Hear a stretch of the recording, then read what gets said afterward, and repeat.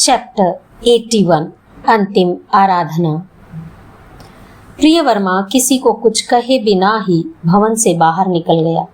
भवन के रक्षक और द्वारपाल भी न जान सके कि मात्र एक उत्तरीय और धोती पहनकर आर्य प्रियवर्मा अभी बाहर क्यों निकले हैं।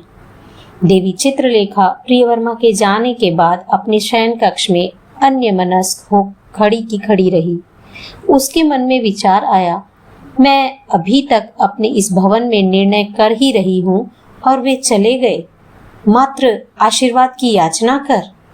उसके हृदय में प्रियवर्मा के प्रायश्चित का मार्ग चक्कर लगाने लगा।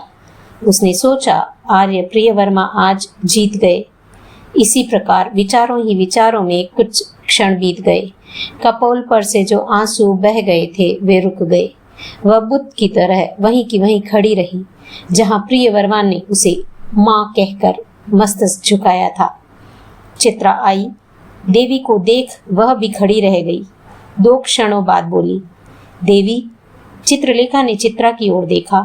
चित्रलेखा बोली, आर्य प्रियवर्मा बिना वाहन लिए भवन से चले गए हैं। मुझे ज्ञात है, क्या वे कभी भी लौट कर नहीं आएंगे। चित्रा, संसार के सभी बंधनों को सर की केचुली की तरह उतार कर फेंक दिया है। मेरा मार्ग और अधिक स्पष्ट हो गया है। आज मैं मुक्त हूँ, प्रसन्न और स्वस्थ हूँ।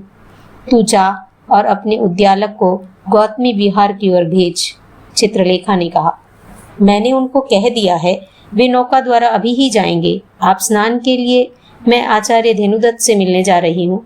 वे मेरे लिए ही रुके हुए हैं, अब उनको रोकने का कोई प्रयोजन ही नहीं है, कहकर चित्रलेखा चली गई।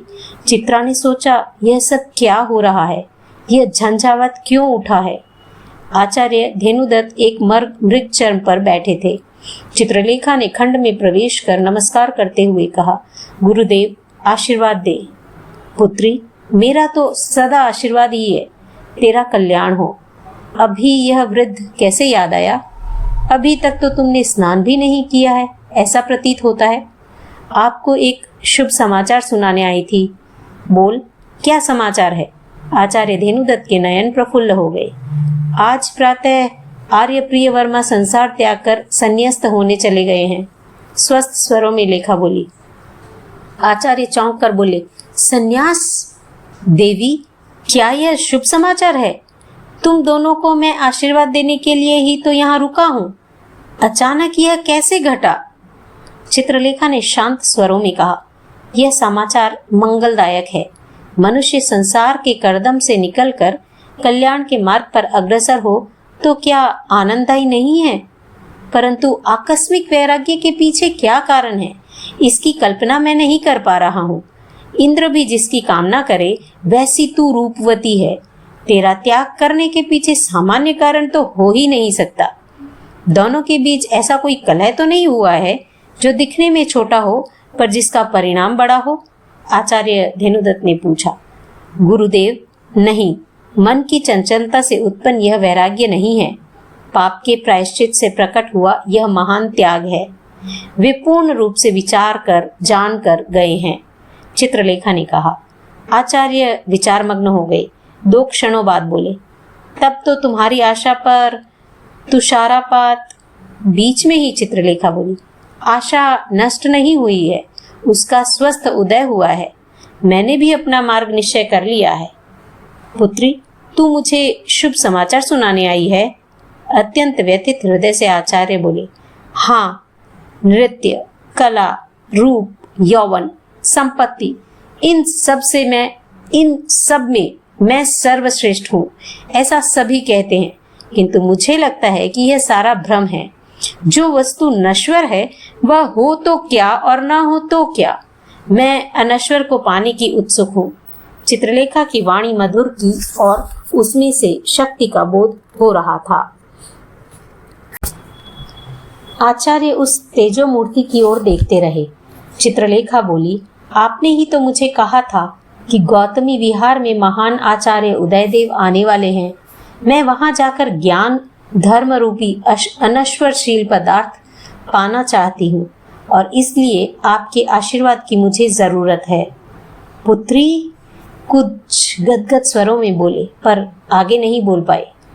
चित्रलेखा ने कहा, आप जब राजगृह गए थे तब मेरी बड़ी बहन साध्वी कोशा, जो भगवान महावीर के शासन में दीक्षित है, ने कहा था कि प्रेम भी मोह और राग का स्वरूप है, और जहाँ राग है वहाँ दुख ही दुख है।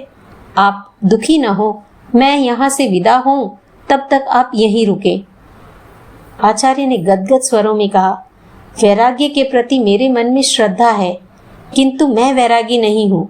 तुझे यहाँ से विदा होते मैं देख नहीं सकूंगा। इस मृदु हृदय को वश में रख सकूं, इतनी शक्ति मुझ में नहीं है। आचार्य का प्रेम भाव चित्रलेखा के प्राणों को स्पर्श कर गया।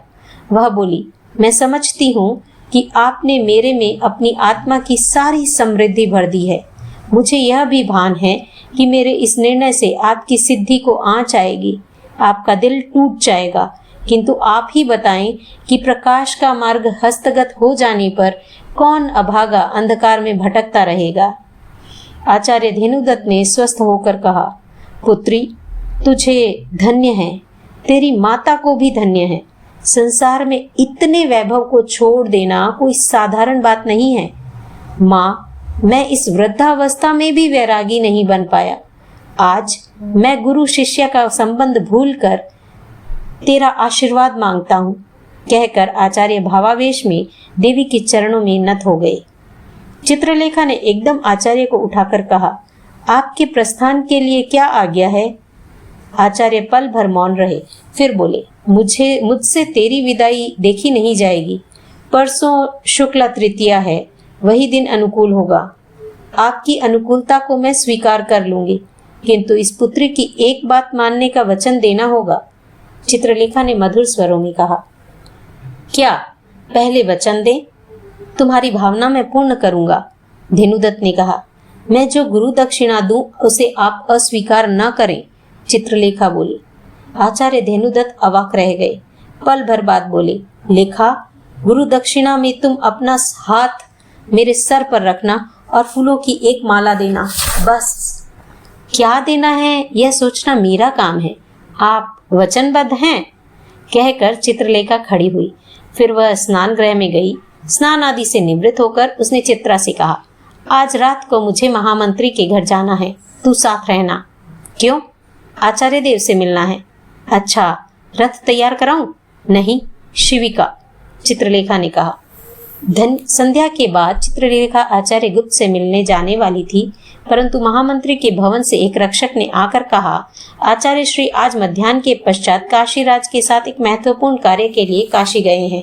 उन्होंने कहलवाया है कि वैशाख कृष्णा त्रयोदशी के पूर्व यहाँ पहुंच जाएंगे। यह सुनकर चित्रलेखा के मन में कुछ ग्लानि हुई। वह आज ही आचार्य से मिलकर सारी बात बताने वाली थी और उद्यालक के आते ही यहाँ से राग वैशाखी के दिन प्रस्थान करना चाहती थी।